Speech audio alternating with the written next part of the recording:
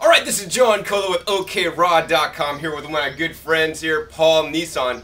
There's been a lot of controversy about Paul lately. It just seems to grow and grow and get bigger and bigger.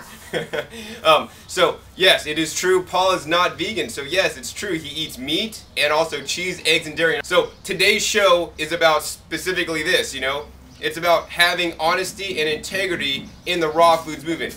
Although Paul eats meat and dairy and eggs and all that stuff, I'm a vegan for the most part, and I don't agree with eating for all those things for the most part. And there are exceptions, because I'm not one of those people that say, you never should eat that stuff. Depends on where you're at. But, I admire this man right here. And we should all look up to this man and his ideals and his values, because he is forthright with what he is doing. He's saying that, he's not eating all raw. He's saying that he's eating, meat, eggs, and dairy products. And so he's being truthful and honest with you, and he's telling it like it is. I think we should respect this man right here, and the the people that we should have a real huge big problem with is the people that are lying to you and that are deceiving you, and that's happening every single day in the raw foods movement. We're setting ourselves up to this high standard of 100% raw or 100% vegan all the time, and you fail once, you eat a little bit of meat, then you're like, oh, I messed up, and then you just go on a meat binge, and I've seen it happen before. And we don't want that to happen. Both Paul and I agree that we want you to eat a very healthy diet based on whole foods, and definitely get the processed foods out of there. And hopefully, I would agree that it should be mostly all plant foods, and Paul would say it's mostly all plant foods with some, animal products. There's people that in the raw foods movement, and I know many people, I'm an educator myself, Paul's an educator himself, we know the people that teach this stuff, and I can tell you firsthand that I don't know that I know of anybody that says they're 100% raw, that are truly 100% raw according to my definition. Of course, everybody has their own definition of raw. I mean, I consider if you eat cashews out of the bulk bins at the health food store, you're not 100% raw, because those cashews have been heat processed. If you eat dried fruits out of the health food store, out of the bulk bins, you're not 100% raw. In my opinion, the idyllic 100% raw is, living on your land, growing all your own food. You process all your own food, whether you dehydrate it or do whatever to it. But, when you're starting to eat things out of packages and dried flax crackers and kale chips, I mean, how do you know that company hasn't, heated it too high? Then you blew your 100% raw. So let's be realistic. I know people that make up, they extend how many years they've been raw, I mean, I document that I go back, and my first 100% raw day finished at Giuliano's restaurant in San Francisco back in 1995. I committed to 100% raw at that point, and guess what? I fell off the wagon. I'm not perfect. I had a couple cooked food days way back then after a big breakup. I had, dairy products, a couple times over this course to experiment, to see, but I don't want to live in a stringent box, that you need to break out of. It's just so toxic and detrimental to your health. So we should feel free, but we should also live with values. And this man right here has lots of values and morals, and not a lot of people in the raw foods movement, in my opinion, do, because they say they're 100% raw. And why do they say this? Paul, why do you think people say they're 100% raw? Because a lot of people, they get a following, and they make their business behind that following, and they don't want to lose that. So when they realize that what they're doing isn't ideal or isn't needed to be 100%, it's hard to just say, well, I'm no longer 100%, because then you got to put up with all the things I'm putting up now. But I'm not doing this to gain a following. I'm doing this so people can be healthy. And, cooked food is not poison. And if cooked food was as bad as some raw food say it is, none of us would be here, because we all spent the majority of our life eating cooked food. There are other things I've identified that are worse than cooked food, like the raw junk food, and like overeating, like eating at the wrong times. So, even at Hippocrates Health Institute, that's been experimenting with disease and a raw food diet for over 50 years, says the 100% raw vegan diet is a wonderful cleanse.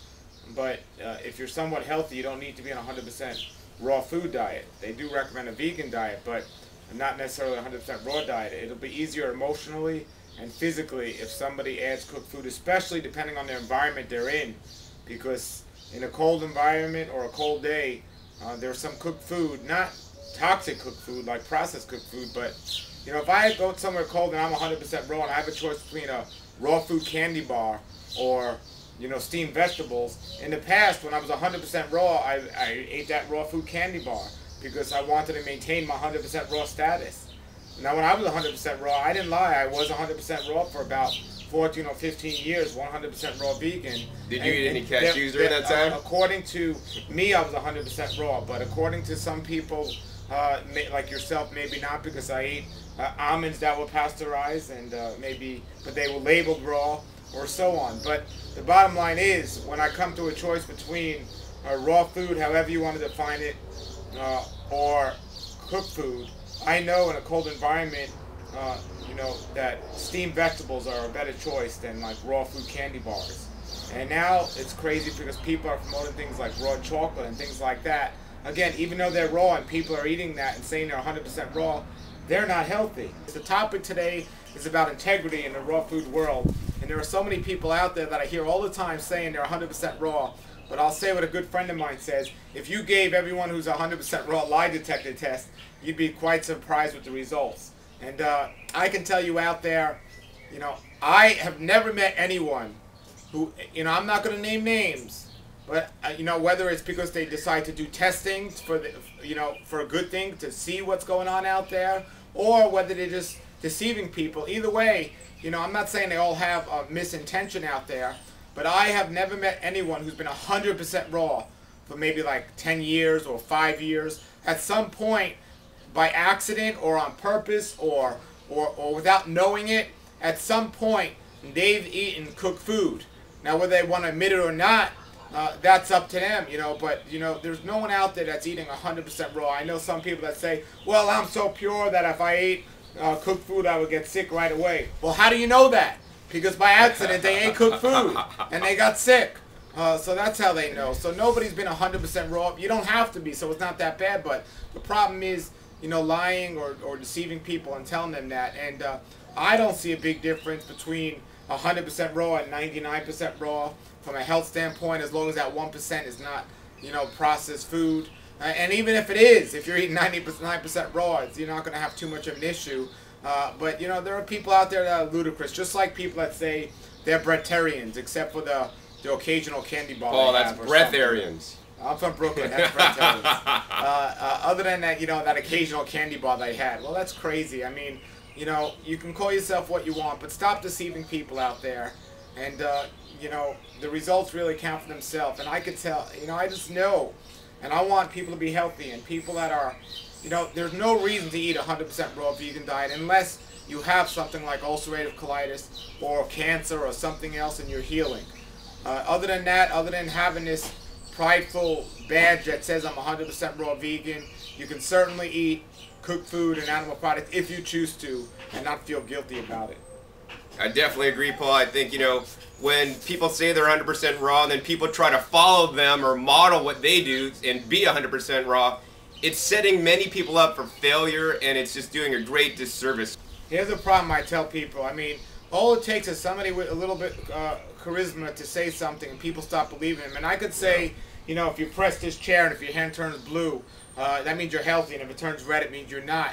And, I could really not give a convincing argument where people are going to want to buy this chair, and I could make these chairs and sell them. And, that's what's happening out there. There are a lot of people saying some things that are quite ludicrous out there, and and again, just because it's raw doesn't mean it's healthy, and it's one of the things John teaches in his class, and you can go on YouTube and see that. But for example, agave nectar, cacao, the raw chocolate, wine, kombucha that you would find in the store, and just like these Red Rocks and these raw food candy bars and all these things, even though they're raw, they're not healthy.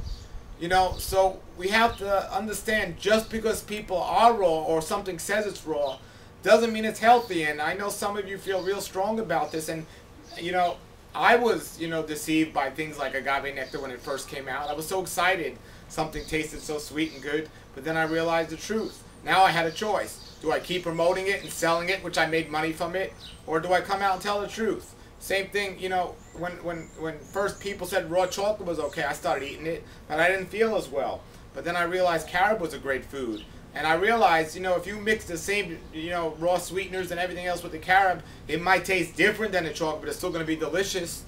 Practically, if you take raw cacao and raw carob and taste them both, the carob will taste delicious. Very few people will like the cacao straight up. Bitter. But the people have a problem out there because somebody with charisma says something, so they believe it. Well, stop being deceived out there.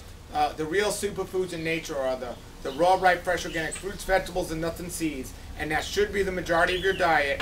And whether it's cooked food, animal-based foods, or raw foods, desserts, and recipes, that's fine, but that should only be a small part of your diet. Hope you've got a lot out of this video today. Be sure to check my other videos for a lot of other educational, good videos about raw foods that teach you how to determine if something's raw or not, and all kinds of other subjects. I have other videos on talking about if you should eat 100% raw or not. We didn't get to cover everything in this short 10-minute clip, but this is John Kohler with OKRaw.com, and keep on eating raw and vegan.